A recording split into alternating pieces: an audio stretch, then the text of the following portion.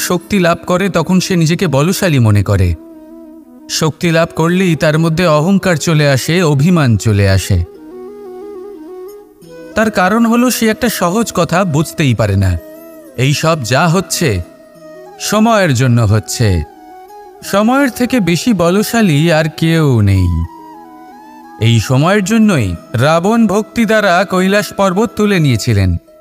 আবার সেই সময়ের জন্যই, সেই কারণেই রাবণকে বধ হতে হলো। তার সাথে সাথে রাক্ষস কুলও ধ্বংস হয়েছিল এবং লঙ্কাও ভস্ম হয়ে গেছিল। দেখতে গেলে জন্ম থেকে মৃত্যু পর্যন্ত এই যে সময়, সেটাই হলো জীবন।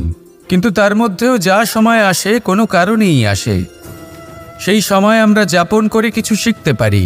তাই আজ যে সময় আপনার হাতের কাছে আছে তাকে মুষ্টিবদ্ধ করে রাখুন, তাকে সামলে রাখুন, তাকে সংযত করে রাখুন, অনুভব করুন, তার থেকে কিছু শিখুন, তাকে কোনোভাবেই ব্যর্থ হতে দেবেন না। আর এটা জেনে রাখুন যে ভবিষ্যতে যা কিছু হতে পারে, যা কিছু হতে চলেছে, সেটা না আপনি জানেন আর না তা আপনার বশে রয়েছে। সেই জন্য আজ অহংকার বা অভিমান করে নিজের ভবিষ্যতের ক্ষতি করবেন না, সেই অনর্থ ঘটাবেন না। এটাই হলো সময়ের অর্থ। আসুন আমার সাথে ভালোবেসে বলুন, রাধা রাধা। খুব বড় একটা প্রশ্ন করতে চলেছি। এই সংসারের সব থেকে বেশি সুখী কে? এবার কেউ বলবে সেই ব্যক্তি যিনি সব থেকে বেশি ধনী, যার কাছে সব থেকে বেশি ধন আছে, আভূষণ আছে, স্বর্ণ আছে। কেউ বলবেন কোনো রাজ্যের রাজা, কারণ তিনি শাসন করতে পারেন, তার আদেশ ছাড়া কোনো কাজ সম্ভব নয়, ইত্যাদি ইত্যাদি। এর উত্তর যদি আমি দিই তাহলে এটুকুই বলবো, সংসারের সব থেকে সুখী ব্যক্তি হলেন তিনি যিনি সন্তুষ্ট। তার কাছে সন্তোষরূপী ধন আছে যা তাকে সুখী রাখে। এবারেই সন্তুষ্টি সেটা কিভাবে আসে জীবনে? এটা আসে ধৈর্যের কারণে। ধৈর্যের এই অনুভূতি অত্যন্ত শক্তিশালী। এই ধৈর্যই কিন্তু আমাদের ধরিত্রীকে ধরিত্রী মাতা করে তোলে, কারণ ধরিত্রী মাতা ধারণ করেন, সহ্য করেন, ধৈর্য ধরেন এবং নিজের কর্ম করতে থাকেন।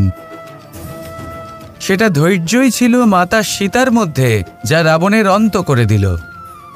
এই ধৈর্যের কারণেই নারায়ণ কূর্ম অবতার ধারণ করেছিলেন, বড় একটা পর্বতকে পৃষ্ঠে ধারণ করেছিলেন এবং সমুদ্র মন্থনকে সম্ভব করেছিলেন। সেই জন্য সর্বপ্রথম মনের মধ্যে ধৈর্যকে নিয়ে আসুন। এই ধৈর্যই আপনাকে সন্তুষ্টির পথে নিয়ে যাবে, আর এই সন্তুষ্টি আপনাকে লোভ, মোহ এবং লালসার পথ থেকে দূরে নিয়ে সুখের পথে নিয়ে যাবে। আর তখন এই মন প্রসন্ন হয়ে বলবে, রাধা রাধা। মানুষ চিরকাল বড় মানুষ হয়ে উঠতে চায়, সবসময় সেই নিয়ে কল্পনা করে। কিন্তু প্রশ্ন হলো এটাই যে মানুষ বড় কখন হতে পারে? যখন সে ধনী হয়ে ওঠে, নাকি যখন তার কাছে সম্মান থাকে, নাকি যখন রূপবান হয় বা অধিক শক্তিশালী হয়? মানুষ বড় মানুষ তখনই হতে পারে যখন বিপদের সময় সে অন্য কোনো মানুষের পাশে এসে দাঁড়ায়। তাই সর্বপ্রথম এইটা শিখুন। হয়তো এই জন্যই হনুমান শ্রীরামের কাছে এতটা বড়, আর হয়তো এই জন্যই বলরাম দাদা আমার কাছে এত বড়। যদি আপনিও জীবনে বড় হয়ে উঠতে চান, তাহলে কারোর সাথে তার দুঃখের সময়, তার সংকটের সময় তাকে সঙ্গ দিন আর পাশে এসে দাঁড়ান। এই মন প্রসন্ন হয়ে বলবে, রাধা রাধা। আমাদের জীবনে আমরা যখনই এমন কোনো মানুষের সাথে পরিচিত হই যে বয়সে, পদে এবং আর্থিক দিক থেকে আমাদের থেকে পিছিয়ে, তখন আমরা সবাই খুব হীন নজরে তাদের দিকে দেখি।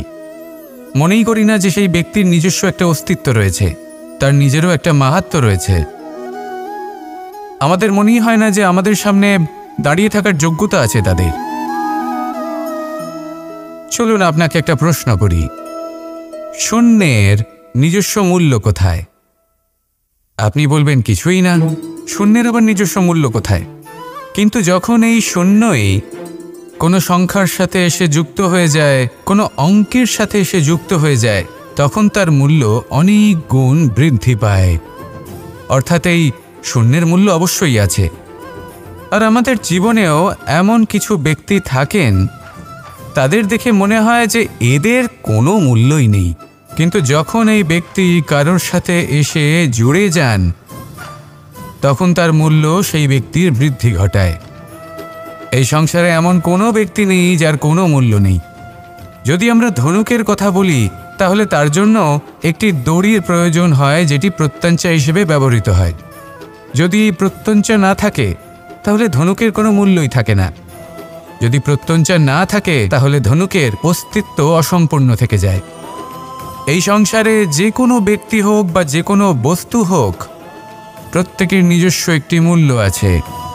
তার সম্মান করুন, সামনে অগ্রসর হন, আর আমার সাথে ভালোবেসে বলুন রাধা রাধা।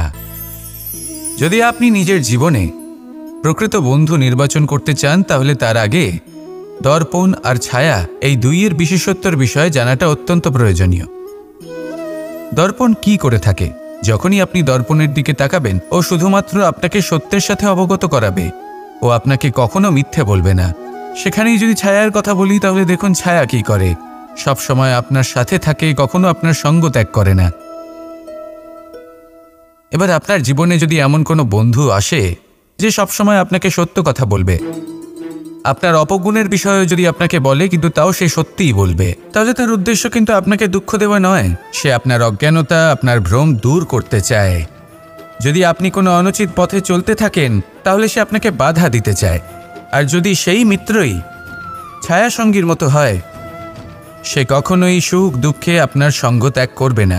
তার উদ্দেশ্য হলো সবসময় আপনাকে রক্ষা করা। তাই এরকম দর্পণ বা ছায়ার মতো কোনো বন্ধু যদি আপনার জীবনে আসে তাহলে তাকে কোথাও যেতে দেবেন না, সে আপনার জীবনকে সুখময় করে তুলবে। আর যদি আপনার জীবনে উপস্থিত বন্ধু এমন না হয় তাহলে তাকে নিজের থেকে দূরে করে দেওয়াই বাঞ্ছনীয়। তাহলে দর্পণ আর ছায়ার মতো প্রকৃত এবং ভালো বন্ধুকে নিজের জীবনে স্থান দিন, আর আমার সাথে ভালোবেসে বলুন রাধা রাধা। জল হলো জীবনের আধার। যদি জল না থাকে এই সংসারের জীবনের কোনো অস্তিত্ব নেই। এই জল হলো শুদ্ধ, পবিত্র। কিন্তু যখন এই জল পরিবেশের সংস্পর্শে আসে তখন ধুলো, ময়লা, কাদা এবং অন্যান্য বস্তু দ্বারা এই জল পূর্ণরূপে দূষিত হয়ে যায়। এবার যদি এই জলের শুদ্ধিকরণ করতে হয় তাহলে আমরা এই জলকে অস্থির হতে দিই না, তাকে স্থিরভাবে রেখে দিই। আর সেটা করলে সেই জল নিজে থেকেই সকল অশুদ্ধি ত্যাগ করে দেয়, নিজে থেকেই নিজেকে শুদ্ধ করে তোলে। এটা কিন্তু আমাদের মনের সাথেও হয়ে থাকে। এই সংসারে এত সমস্যার সম্মুখীন হয়েও কোথাও না কোথাও আমাদের এই মন মলিন হয়ে যায়, এতে নেতিবাচক ভাব জাগ্রত হয়। সেই মুহূর্তে আপনি কোনোভাবে রাগ করবেন না, মন খারাপ করবেন না, তাড়াতাড়ি কোনো সিদ্ধান্ত নেবেন না, কোনো প্রতিক্রিয়া দেবেন না। শুধু নিজের এই মনকে শান্ত করে রাখবেন, শান্ত মনে দিন যাপন করবেন। যদি এটা করেন তাহলে আপনি নিজে থেকেই বুঝতে পারবেন যে কি কি অশুভ ভাব আপনার মধ্যে জাগ্রত হয়েছে আর কি কি শুভ চেতনা আপনাকে জাগ্রত করতে হবে। আপনি নিজে থেকেই এমন পথ খুঁজে পাবেন যার দ্বারা এই অশুদ্ধি আপনি ত্যাগ করতে পারবেন। আসুন আমার সাথে ভালোবেসে বলুন রাধা রাধা। প্রারম্ভ শূন্যের দ্বারা হয়ে থাকে, তা সে ব্রহ্মাণ্ডই হোক, পৃথিবীই হোক, আদি ইত্যাদিই হোক। সবাই নিজের অস্তিত্ব শূন্য থেকে লাভ করে। এই শূন্য যার নিজের কোনো অস্তিত্ব নেই, কিন্তু সে সকলকে অস্তিত্ব দান করে থাকে। আমাদের এই শূন্যের মতো হতে হবে। যে আমাদের সাথে যুক্ত হবে তাদের অস্তিত্ব অনেক বেশি প্রখর হবে, বিশাল হবে, শ্রেষ্ঠ হবে। কিন্তু যেই আমরা তাদের থেকে দূরে যাব তারা আমাদের উপস্থিতির আভাস পাবে, আমাদের গুরুত্ব বুঝতে পারবে। শূন্যই হলো সূত্রপাত, শূন্যই হলো সমাপ্তি। শূন্যকে কেউ যতই ছোট মনে করুক কিন্তু এই শূন্য অত্যন্ত গুরুত্বপূর্ণ। তাই এই শূন্যের মতো হয়ে উঠুন আর আমার সাথে ভালোবেসে বলুন রাধা রাধা। এই জীবন আসলে কি? আমরা কারা? আমাদের অস্তিত্ব আসলে কি? পঞ্চতত্ত্ব দ্বারা নির্মিত আমাদের এই শরীর। আর এর মধ্যে পরমাত্মার একটি অংশ আত্মারূপে বসবাস করে। আর যখন এই জীবন সমাপ্ত হবে তখন আমাদের আবার এই পঞ্চতত্ত্বের মধ্যে বিলীন হয়ে যেতে হবে। এটাই সত্য। এবার অনেক মানুষ আছেন এমন অনেক চেষ্টা করতে থাকেন এমন কর্ম করার যাতে এই সংসার তাদের চিরস্মরণীয় করে রাখবে। কিন্তু এই জীবন আসলে কি? সেই সময় যখন আমরা নিঃশ্বাস নিই, আমাদের হৃৎস্পন্দন হয়, আমরা যে মুহূর্তগুলো যাপন করি, এবার এই মুহূর্তগুলিতে আমরা কি করব সেটা অত্যন্ত গুরুত্বপূর্ণ। আমরা কি অহংকার করব নাকি পরোপকার করব? এই সৃষ্টিকে বেঁধে রাখার চেষ্টা করব নাকি নিজেকে উন্নত করে তোলার চেষ্টা করব? এটাই শিক্ষা যে বল হোক বা কায়া, এর প্রতি আমাদের না অহংকার করা উচিত আর না মোহ। শুধু প্রত্যেকটা মুহূর্ত প্রেমময় হয়ে বাঁচুন আর ভালোবেসে বলুন রাধা রাধা। প্রয়াস, পরিশ্রম, এই শব্দগুলি শুনতে হয়তো ছোট মনে হয়, কিন্তু এর মূল্য অনেকটাই অধিক। এবার প্রয়াসও কিন্তু দুই ধরনের হয়। একটা প্রয়াস তাই যা আমরা নিজের মন থেকে, অন্তর থেকে সমগ্র শক্তি দিয়ে করার চেষ্টা করি। এবারে এই প্রয়াস প্রচেষ্টার নামান্তর। কিছু প্রয়াস এমনও হয় যেমন দ্রুতক্রীড়া খেলা। মানুষ বলেন আজ একটু প্রয়াস করি, একটু দ্রুতক্রীড়া খেলেই দেখি, যদি বিজয়ী হই তবে ভালো ব্যাপার, যদি না হই তবে আর কখনো খেলব না। এটাও কিন্তু প্রয়াস, কিন্তু এই প্রয়াস পরিশ্রম নয়। পাণ্ডবদের দেখুন, ওনারা যখন পরিশ্রম করেছিলেন তখন খাণ্ডবপ্রস্থকেও ইন্দ্রপ্রস্থ বানিয়েছিলেন। দ্রুতক্রীড়া খেললেন, সেই মুহূর্তেই ইন্দ্রপ্রস্থ হারিয়ে ফেললেন। পরিশ্রম করলেন, সগৌরবের রাজা হলেন। দ্রুতক্রীড়া খেললেন, তখন এক মুহূর্তে রাজা থেকে নিঃস্ব হয়ে গেলেন। সারমর্ম এটাই যে দ্রুতক্রীড়া কখনো কখনো আপনার মিত্র হতে পারে, কখনো সে আপনাকে বিজয়ী করতে পারে, কিন্তু প্রয়াস এবং পরিশ্রম যখন একসাথে মিলিত হয় তখন তা সর্বদাই আপনার সাথে থাকে। প্রয়াস করতে থাকুন, পরিশ্রম করতে থাকুন, আর আমার সাথে ভালোবেসে বলুন রাধা রাধা। আমি এইভাবে প্রত্যেক দিন নিজের সাথে কিছুটা সময় অতিবাহিত করি, সুচিন্তা করি, কারণ আমি এটা মনে করি যে আমার প্রতিদ্বন্দ্বী অন্য কেউ নয় বরং আমি নিজেই। আর আমি চেষ্টা করি যে আমি যেন নিজেকে নিজের থেকে বেশি শ্রেষ্ঠ করে তুলতে পারি। তাই প্রতিদিন আমি আকলন করি নিজের কর্মের, যে কাল আমি কি উচিত করেছি কি অনুচিত করেছি, যে ভুল আমি করেছি তা আজকে কি করে শুধরে নিতে পারি। যে শ্রেষ্ঠ কর্ম আমি কাল করেছি আজও সেই শ্রেষ্ঠ কর্ম আমাকে করতে হবে। শুধু এই প্রক্রিয়াতেই আমি নিজেকে শ্রেষ্ঠ ব্যক্তি, শ্রেষ্ঠ রাজা, একজন শ্রেষ্ঠ পিতা, পুত্র করে তুলি। এইভাবেই আমি একজন শ্রেষ্ঠ মানুষ হয়ে উঠি। আপনিও এই কথা মনে রাখবেন যে আপনার প্রতিস্পর্ধা অন্য কারোর সাথে নয় বরং নিজের সাথে। তাই নিজের কর্মের আকলন করুন, নিজের মধ্যে যে দোষ আছে তা ত্যাগ করুন, নিজেকে শুধরে ফেলুন। এই মন সবসময় সুপ্রসন্ন থাকবে এবং লক্ষ্য প্রাপ্ত করে বলবে রাধা রাধা। কখনো কোনো পাখিকে দেখেছেন? যখন সে প্রথমবার উঠতে চেষ্টা করে সে বাসা থেকে মাটিতে পড়ে যায়, কিন্তু সে হার মানে না, চেষ্টা করতে থাকে, করতেই থাকে, ডানা ঝাপটাতে থাকে, আর তারপর সে উড়তে শেখে। গোল শালগ্রাম শিলাকে দেখুন, পর্বত থেকে খসে পড়ে, ধাক্কা খায়, জলের প্রবাহ দ্বারা ঘর্ষিত হয়, তারপরে তা শালগ্রামে পরিণত হয়। ভেবে দেখুন, যদি কোনো পাখি প্রথমবার উড়তে গিয়ে এটা ভাবে যে না না, যদি আমি পড়ে যাই তবে, আমার যদি আঘাত লাগে তবে, আর যদি ভয়ের কারণে সে শুরুই না করতে পারে, চেষ্টাই না করে, তাহলে কি সে উড়তে শিখবে? কখনোই নয়। এটাই আমাদের শিখতে হবে, প্রারম্ভ করতে হবে। তা অত্যন্ত গুরুত্বপূর্ণ। যখন আমরা কিছু শুরু করি তখন ভয় করে, কিন্তু যদি এটা না করেন জীবনে কখনো সামনে এগোতেই পারবেন না। হতেই পারে প্রারম্ভ করার পরে আপনি পড়ে যাবেন, বারবার নিচে পড়ে যাবেন, কিন্তু যদি নিরন্তর চেষ্টা করতে থাকেন তাহলে একদিন না একদিন আপনি অবশ্যই সফল হবেন। এই শুরু করাটাই সব থেকে বেশি কঠিন। এর দ্বারা ভয়ভীত হবেন না। আসুন আর আমার সাথে ভালোবেসে বলুন, রাধা রাধা। এই সংসারে নির্মাণের বিষয়ে জ্ঞান লাভ করার পূর্বে ধ্বংসের বিজ্ঞান বুঝে নেওয়াও খুব প্রয়োজনীয়। যখনই আমরা ব্যায়াম করি তখন কি হয়? আমাদের পুরনো মাংসপেশি নষ্ট হয়ে যায় এবং সেই মাংসপেশির স্থানে আমরা নতুন মাংসপেশির নির্মাণ করে থাকি। যেমন একটা নতুন ইমারত গড়ে তোলবার পূর্বে পুরাতন ইমারতকে ভঙ্গ করে দিতে হয়, তবেই তো সেই স্থান সজীব হবে, ঠিক কিনা? এবারে জ্ঞান এবং বিজ্ঞান ছাড়াও এমন কিছু আছে যা কিনা অত্যন্ত গুরুত্বপূর্ণ। তা হলো সীমা পার করে যাওয়া। এই যে সীমা, এই যে নিয়ম, তা মানুষের জন্যই বানানো, তাকে নিয়ন্ত্রণ করার জন্য তৈরি করা হয়েছে।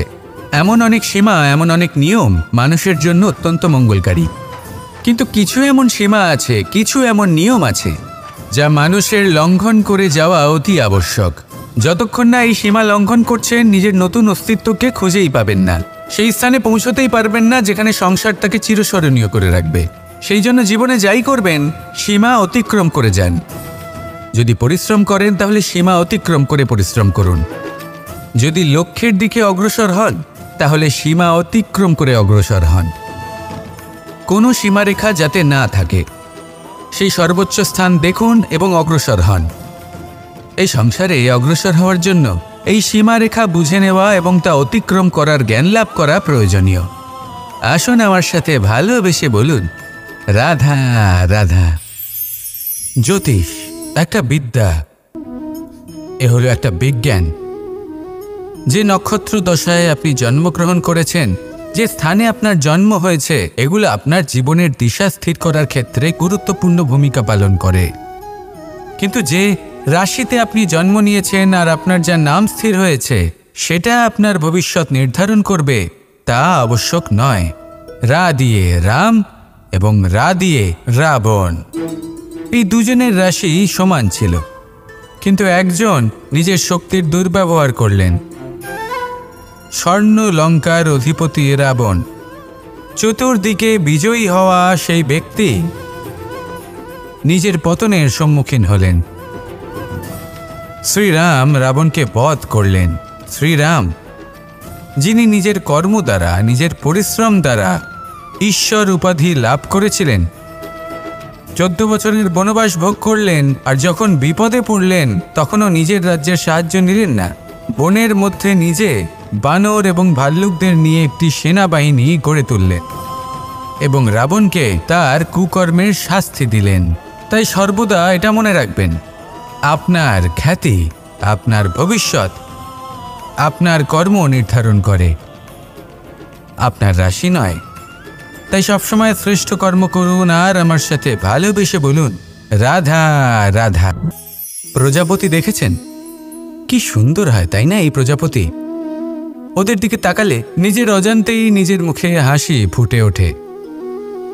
কিন্তু এই প্রজাপতি জন্ম থেকেই এমন দেখতে হয় না। জন্ম থেকে এদের কাছে ডানা থাকে না, এরা উড়তেও পারে না। যখন একটি প্রজাপতি জন্ম নেয় তখন প্রথমে ডিম অবস্থায় থাকে সে। আস্তে আস্তে সেই কবচ সে ভেঙে ফেলে, খুব পরিশ্রম করতে হয় তাকে। তারপর কীটের আকার ধারণ করে সে চলতে থাকে, অনেক কষ্ট সহ্য করতে হয়, অনেক পরিশ্রম করতে হয়। তারপর তার রূপ বদলে যায়, তারপরে তার ডানা গজায়, তারপরে সে উড়তে পারে। এই নিরন্তর পরিশ্রমই সাফল্যের মূল মন্ত্র হয়। কখনো কখনো প্রতিভাও কম পড়ে যায় যদি নিরন্তর পরিশ্রম না করা হয়, যদি সমর্পণের ভাব মনে না থাকে, দৃঢ় নিষ্ঠা না থাকে। আর কখনো কখনো সেই ব্যক্তি যার মধ্যে বিশেষ প্রতিভা থাকে না, সেই ব্যক্তি নিরন্তর পরিশ্রম করে, নিজের মনে সমর্পণের বোধ জাগিয়ে তোলে, দৃঢ় নিষ্ঠার সাথে কর্ম করে আর সাফল্য লাভ করে। সেই জন্য আপনি জীবনে যেখানেই পৌঁছে যান না কেন, নিরন্তর পরিশ্রম করতে থাকুন। তবেই আপনার ভবিষ্যৎ রঙিন প্রজাপতির মতন গগনচুম্বী হবে। তবেই এই সংসার আপনাকে দেখবে এবং নিজের অজান্তেই এই সংসার নিজের মুখে হাসি ফুটিয়ে তুলবে এবং এই সংসার আমার সাথে ভালোবেসে বলবে, রাধা রাধা। আপনি কখনো কাউকে পর্বতে আরোহণ করতে দেখেছেন? বা আপনি কখনো নিজে কোনো পর্বতে আরোহণ করেছেন? করে থাকলে আপনি এই বিষয়ে অবশ্যই জানবেন যে যখন আমরা শিখরের দিকে এগোই, ওপরের দিকে এগিয়ে চলি, তখন আমাদের একটু ঝুঁকে পথ চলতে হয়, তখনই আমরা সেই পর্বত আরোহণ করতে পারি। কিন্তু যে ব্যক্তি নিচের দিকে ফিরে আসছেন তিনি কিন্তু ঝুঁকে চলেন না, তিনি দৃঢ়ভাবে সোজা হয়ে নিচে নামেন। এই ভারসাম্য বজায় রাখার এই খেলাতে সংসারের একটা সার লুকিয়ে রয়েছে। যদি আপনিও জীবনে উঁচুতে উঠতে চান, শিখরে পৌঁছতে চান, তাহলে আপনাকেও নত হয়ে বিনম্র হয়ে সামনে এগোতে হবে। সেখানে যদি আপনি বুক চিতিয়ে উদ্ধতভাবে অহংকার বোধ নিয়ে চলতে থাকেন, সেখান থেকেই আপনাকে নিচে নামতে হবে। কোনো ব্যক্তি তার বিনম্র স্বভাব দেখেই বোঝা যায় যে সেই ব্যক্তি সাফল্যের শিখর দেশে আরোহণ করছে নাকি নিচে তথা খাদের দিকে যাত্রা করছে। তাই সবসময় বিনম্র থাকুন, শ্রেষ্ঠ কর্ম করুন, পরিশ্রম করুন, আর আমার সাথে ভালোবেসে বলুন রাধা রাধা। কর্ণ, সূর্যপুত্র কর্ণ, স্বয়ং সূর্যের পুত্র, দেবী কুন্তীর প্রথম পুত্র। সেই কর্ণ যার একটি বাণ আমার রথকে, সেই রথ যার উপর মহাবলী অর্জুন বিরাজমান ছিলেন, যার পতাকায় স্বয়ং হনুমান ছিলেন, সেই রথকে তার একটি বাণ ধসিয়ে দিতে পেরেছিল। দৈব কবচ কুণ্ডলধারী কর্ণ, সেই কর্ণ যুদ্ধক্ষেত্রে নিজের সমাপ্তির সম্মুখীন হলেন। কারণ কি ছিল? নির্বাচন। দুর্যোধনের সাথে বন্ধুত্ব রাখার জন্য তার অনুচিত কর্মে কোনোদিন কোনো প্রতিবাদ করেননি, তাকে সঙ্গ দিয়েছেন এই নির্বাচন। যখন দ্রৌপদীর বস্ত্রহরণ হচ্ছিল, তখন তাকে বাধা দেওয়ার বদলে নীরব থাকার নির্বাচন, তার বিরোধিতা কখনো না করার নির্বাচন, এই নির্বাচনই কারণ হয়ে দাঁড়ালো কর্ণের পতনে। এই সংসারে সবার উপকার আপনি স্বীকার করতে পারেন, তাকে সম্মানও করতে পারেন, কিন্তু তার সামনে এতটাও নত হবেন না যে নিজের অন্তর্মনের কথাটা আপনি শুনতে না পান। নির্বাচন যদি ধর্মসঙ্গত হয় তবেই তা শুভ হয়। আসুন আমার সাথে ভালোবেসে বলুন রাধা রাধা। মানুষ ছোট হোক বা বড়, রাজা হোক বা দরিদ্র, সমস্ত মানুষের মধ্যে একটা সামঞ্জস্য থাকে।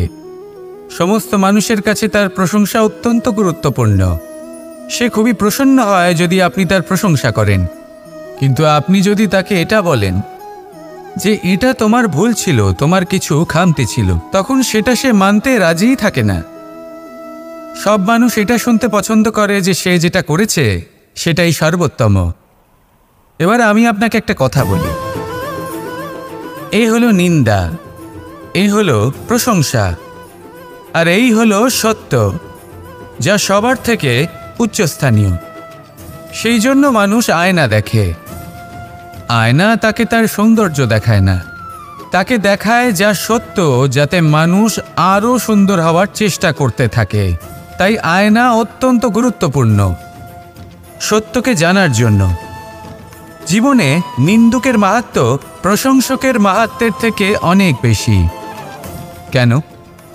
কারণ তারা আপনাকে আপনার খামতি দেখায়, আপনার ভুলগুলো বুঝিয়ে দেয়, আপনাকে একটা সুযোগ দেয় নিজেকে শুধরে নিতে, নিজেকে আরও শ্রেষ্ঠ করে তুলতে, যা প্রশংসক করতে পারে না। তাই জীবনে যদি কখনো নিন্দা করা হয়, তাকে ভালোবেসে গ্রহণ করুন, ধন্যাত্মক রূপে গ্রহণ করুন। যদি নিজেকে কোনো শিক্ষা দেওয়া সম্ভব হয় তাহলে অবশ্যই দিন। দেখবেন মন প্রসন্ন হয়ে বলবে রাধা রাধা। জীবনে কখনো সাফল্য আসে, আবার কখনো অসফলতা, কখনো আশা পাওয়া যায়, কখনো নিরাশা, কখনো জয় লাভ করি, আবার কখনো পরাজয়। এর পেছনের কারণটা জানা অত্যন্ত প্রয়োজনীয়। যদি আমি পরাজয়ের কথা বলি, যখনই আমরা পরাজয় লাভ করি আমরা ভাবতে থাকি যে এমন কেন হলো?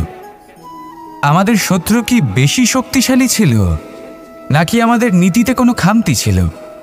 এই সমস্ত কারণের পেছনে খুব বড় একটা কারণ থাকে, আর সেই কারণ আমাদের অন্তরে সুপ্ত থাকে। ধরে নিন একটা পথ, তাতে আপনি চলছেন। সেই পথ কাঁটায় পরিপূর্ণ, কিন্তু আপনি পাদুকা পরে রয়েছেন আর আপনি হেঁটে সামনে এগিয়ে যান।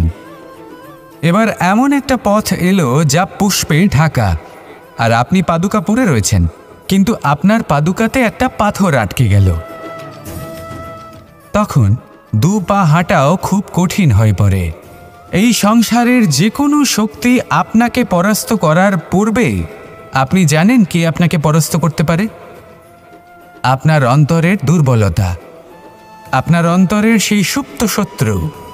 আর সেই জন্য ইতিবাচক মনোভাব গুরুত্বপূর্ণ হয়ে পড়ে।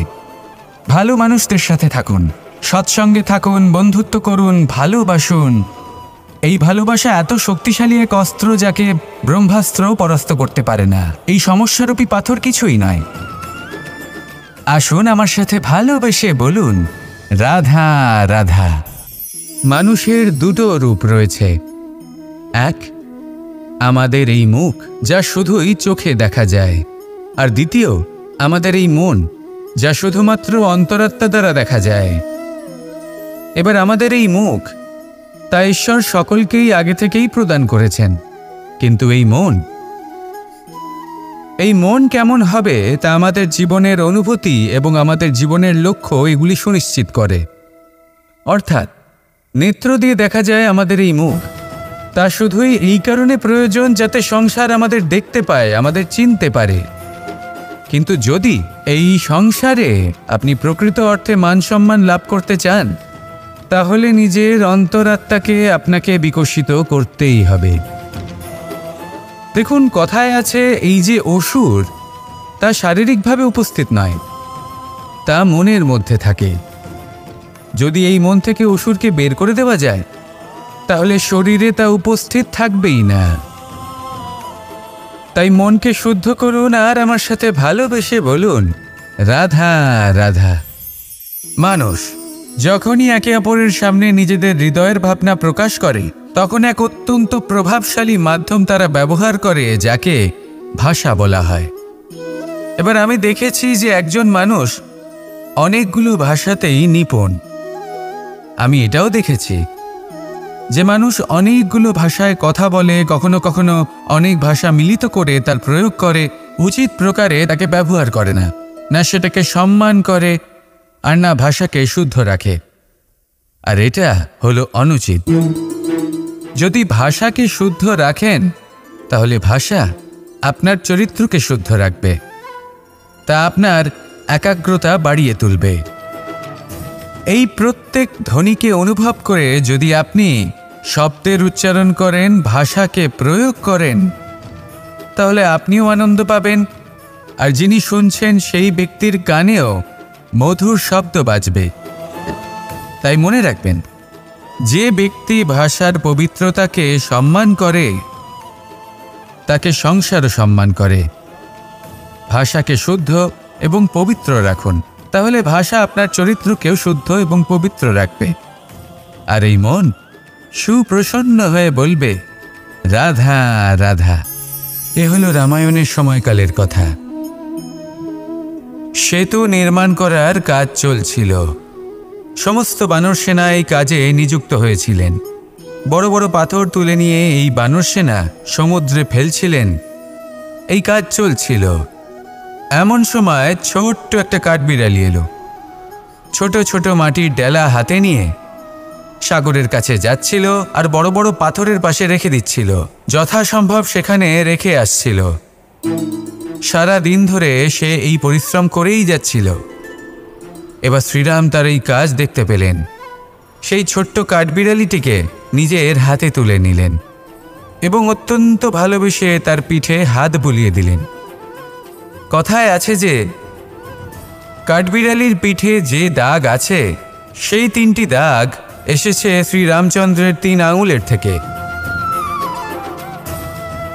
যে কাজ আপনি করছেন তাতে সমস্ত শক্তি প্রয়োগ করুন, যতটা আপনার সামর্থ্য রয়েছে, যতটা আপনার প্রতিভা রয়েছে সম্পূর্ণভাবে উৎসর্গ করে দিন। ঠিক এমনভাবে কর্ম করুন। সেই কাঠবিড়ালি কিন্তু তাই করেছিল। সেই জন্য শ্রীরামের সাথে সেও সেই কাহিনীতে অমর হয়ে গেছিল। সম্পূর্ণ শক্তি প্রয়োগ করুন, সম্পূর্ণ সামর্থ্যের সাথে কর্ম করুন, কারণ এটাই হলো শ্রেষ্ঠ পথ কোনো কর্ম করার। আসুন আমার সাথে ভালোবেসে বলুন, রাধা রাধা। এই সংসারে যখন সাফল্যের পথে আপনি অগ্রসর হবেন, তখন আপনার পরিশ্রম, একাগ্রতা, সাহসের সাথে সাথে সমাজের মানসিকতাও সহ্য করতে হবে। প্রত্যেক ব্যক্তি কিছু না কিছু ভাবেন, কিছু না কিছু বলেন। কিছু মানুষ এমন আছেন যারা ভাববেন যে আপনি কিছুই করতে পারবেন না। তারা আপনার নিন্দা করবেন, আর এই নিন্দার কথা ভেবেই আমরা ভয়ভীত হয়ে পড়ি। সেই কারণে নিজেদের আশা, নিজেদের বিশ্বাস হারিয়ে ফেলি। এবার যদি সেই নিন্দার ভয়ে আমরা লক্ষ্যচ্যুত হই, তাহলে সেটা অনুচিত। সেই জন্য জীবনে শুধু পরিশ্রম করতে থাকুন, সামনে এগোতে থাকুন। যেই দিন আপনি আপনার লক্ষ্য লাভ করবেন, সেই প্রত্যেক ব্যক্তি যারা নিন্দা করছিলেন তাদের দৃষ্টি আপনা থেকেই পাল্টে যাবে, ঠিক কিনা? এই সংসারকে যা প্রাণ চায় তাই বলতে দিন। যদি আপনি কারোর কথা শুনতে চান, তাহলে নিজের অন্তরের কথা শুনুন। সেটাই আপনাকে উচিত পথে নিয়ে যাবে। সামনে অগ্রসর হতে থাকুন, পরিশ্রম করুন। এমন একটা দিন আসবে যেদিন এই নিন্দুক ব্যক্তিরা আপনার লক্ষ্যপ্রাপ্তির উদাহরণ সবাইকে দেবে। আসুন আমার সাথে ভালোবেসে বলুন, রাধা রাধা। মানুষ সুখী জীবনযাপনের প্রতি এতটাই অভ্যস্ত হয়ে পড়ে যে একটা ছোট্ট সমস্যা এলেই সে সবার থেকে সাহায্য চাইতে শুরু করে দেয়। সে সাহায্য লাভও করে এবং সেই সংকট থেকে সে বেরিয়েও আসে। কিন্তু এই সাহায্য কিছু মুহূর্তের, আর কিছু মুহূর্তের হলো এই দুঃখ। এই দুই মুহূর্তের সাহায্যের জন্য আজীবন আপনি তার কাছে ঋণী হয়ে থাকেন। আর মানবিকতার খাতিরে আপনার মনে কৃতজ্ঞতা জেগে ওঠে। আর সেই কৃতজ্ঞতা বোধ হলো যে আপনি কখনো সেই ব্যক্তিকে ছাপিয়ে যেতেই পারবেন না।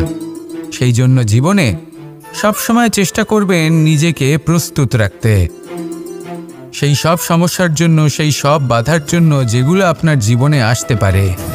ততক্ষণ সাহায্য চাইবেন না যতক্ষণ না অন্য কোনো পথ না থাকছে। সাহায্য চাওয়া অনুচিত নয়, কিন্তু সাহায্য চাইলে এবং সাহায্য পেলে আপনি আজীবন কৃতজ্ঞ এবং ঋণী হয়ে থাকবেন। আর তারপর একদিন আপনি পরিবর্তন দেখতে পাবেন যে কিভাবে আপনি ছোট ছোট সমস্যার জন্য সাহায্য না চেয়ে বড় বড় সমস্যার সম্মুখীন হতে প্রস্তুত হয়ে গেছেন। এটাই হলো সংসারের নীতি। এটাই পালন করুন আর আমার সাথে ভালোবেসে বলুন, রাধা রাধা। এমন অনেক মানুষ আছেন যারা আমাকে ভগবানের পরিভাষা জানতে চান, যে ভগবান আসলে কি, তিনি কেমন। এবার দেখুন, ভগবান হোক বা আপনার স্বপ্ন হোক বা আপনার লক্ষ্য হোক না কেন, সেই লক্ষ্য তখনই পূর্ণ হয়, তখনই তাকে লাভ করা সম্ভব যখন আপনার দৃষ্টিভঙ্গি মঙ্গলময় হয়। যখন আপনি নিজে মনে করবেন যে আমি যেটা পেতে চাইছি তা শুভ। উদাহরণস্বরূপ, কোনো পাখিকে দেখুন, সে গাছের ডালে বসে এবং সেখানেই বিশ্রাম করে, কিন্তু পড়ে না। কেন?